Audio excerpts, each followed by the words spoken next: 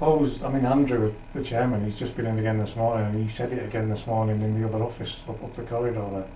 He said that the problem we've got is that we saw it with the Premier League, and the promises were made, the trust was given. I think John Nixon mentioned the word trust the other day. We have to trust that the Premier League won't change the parameters so much that it kills us.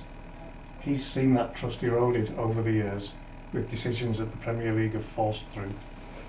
How would we have stopped that? How do we now stop that from becoming the case, whether it's Big 6, 9 or all 18 or 20 of them? I think that that's really difficult. I think we all have to be honest about how everything works. We might want individual clubs to put the interest of the game first, and I would like to think that that happens most of the time. But as you kind of see in practice, you can't rely on that. You can't rely on that. And my personal view is that I don't blame owners for making selfish decisions, or clubs to make selfish decisions. I don't think that's how you need to look at it. I think you need to kind of say, right, okay, that is the situation that we're working with. How do we deal with it? Because while ever that's the case, there's always somebody who's going to want something, and then things just boil down into really hard negotiations, and that then becomes about individual strengths and weaknesses. So if you're weak and vulnerable, then you get exploited, and that's whether you're a League 2 club versus a League 1 club, the Championship versus League 2, the top 6 versus whoever it is. That is how it develops. So I think for me, football is very different to business, yet the way it operates is very much like hard-nosed business, and that risks the game. And I think it's too important for that. So you've got to try and put safeguards to stop that risk. Safeguards. Another real concern, and the words condemn and publicly come out and shame people like Greg Clark and Rick Parry for doing all of this behind closed doors, has come from a lot of fans asking clubs to say this isn't on. I think what we can say here that is across the football pyramid, all 92 clubs have been fantastic with the way they've dealt with the last 7-8 months. And then this happens and all of that's gone, because it now looks again that it's all about the big football clubs looking after the big football clubs and everybody else trying to run along behind on their coattails.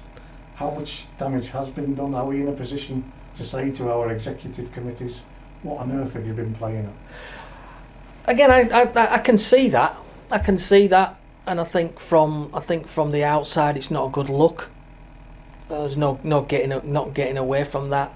He said, she said, and all this kind of stuff. It doesn't reflect well on everybody who's involved in the game from top to bottom. It creates a degree of mistrust, which is why I come on here so people get a look me in the eye and see what I'm thinking, if you see what I mean, and what's actually gone on the record. You see lots of briefings. Board member says this, unnamed club says this, unnamed person at meetings says the other. I think fans need to know how the people who run their clubs are behaving and what they're thinking about, for good or bad. So that's how I kind of look at it. Now, in terms of what's actually gone on, again, this might be controversial, but I come from it's very practical as how I see things here. The clubs in the game are faced with a whole load of problems that are really difficult, and that are going to mean difficult choices have to be made. And I can tell you from working with many businesses who are in difficulties that when you're faced with that situation, it's what I call the burning platform. There's decisions that need to be made, and there's actions that need to be taken, but you're not going to take them until you can last the last possible minute and the last time with no alternatives, and that's the reality. So unless there's a burning platform behind you, you're not going to jump. You're not going to take the jump off the bridge into the water or whatever. And I think that's where we've the kind of point that we've reached. So whether you call it desperation or call it burning platform, I think it's only natural that when you get to that situation and people see that, well, we've got problems building up here, that people take steps outside of what you'll normally expect in order to try and do something to fix them. And again, my kind of view is that I think we all have to be big enough to sort of say, right, well, focus on the issues, not the noise around it. The issues here is we've got a short-term problem and we've got a systemic problem in the game. We need to fix one and fix the other. It's no good fixing one in isolation and not fixing the other, because we'll either not get to the long term because we haven't fixed the short term, or we'll get to the short term and then we'll have another problem later on. So we're never gonna solve the problem. So you've got to fix them both. But you can only fix the long term if you can survive to it. So you've got to fix the short term first. So again, going back to the proposal, a proposal that talks about restructuring the game and reallocating money here, there, and everywhere, that ain't gonna provide the cash that clubs need now. So there needs to be dealt with as two separate but connected things. And this is what a lot of the clubs were talking about on Thursday.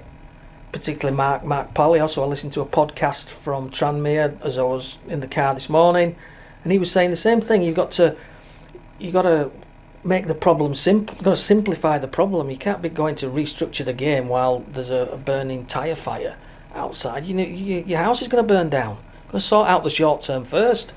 And we've had 6 months, and we haven't 7 months, and we haven't sorted out the short term. So, as we sit here now, yeah, it's great to talk about restructuring the game, but they are a bit of a distraction at this point. We've got to move on to that when we've got a game that's left to try and do something with.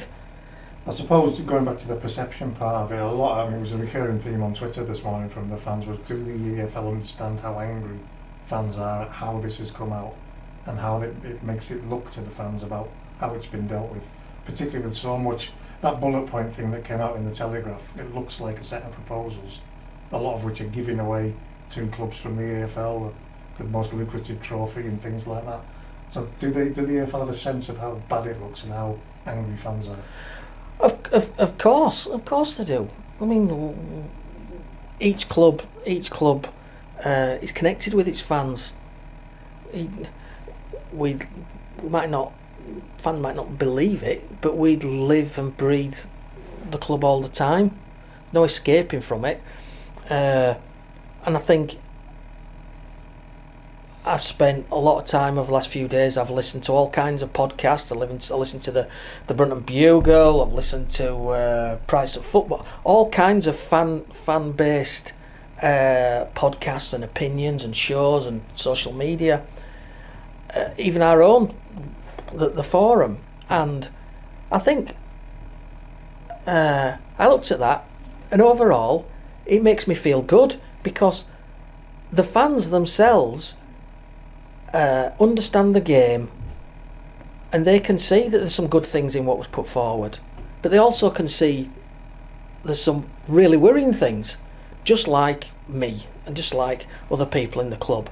What they want to know is that the people who are in charge of their clubs, and temporarily until we all move off and someone else comes in when they're still coming to the games, see it with them, and that there is a connection. And I can assure you we do. There's no hoodwinking. We understand. We're not going to sell the club and the game down the river for short-term gain, no matter how desperate it becomes. That ain't going to happen. It isn't going to happen. So that is why we took a brave decision on Thursday to say we're not going to take the Premier League's money because we need to sort out 72, because sorting out 48 isn't gonna. It might help 48 and we can all sleep at night, but we've got there for the grace of God. Team that lost out in the playoffs could have been in the Championship. They would have got no help, and this time they have got help. So you can't look at it like that. And my opinion is clubs get that. Honestly, they do. And I think the more people can come out and say that publicly, the more comfort the fans will get. Now I know it's difficult because in the past fans will say, and we've seen it there, you took the pieces of silver for the checker trade, and that's the thin end of the wedge and all this kind of stuff. But this is different. This is different. Now people might say it's not different, but that's their opinion. I can tell you it is. This is incomparable to that. So that's how I see all of that.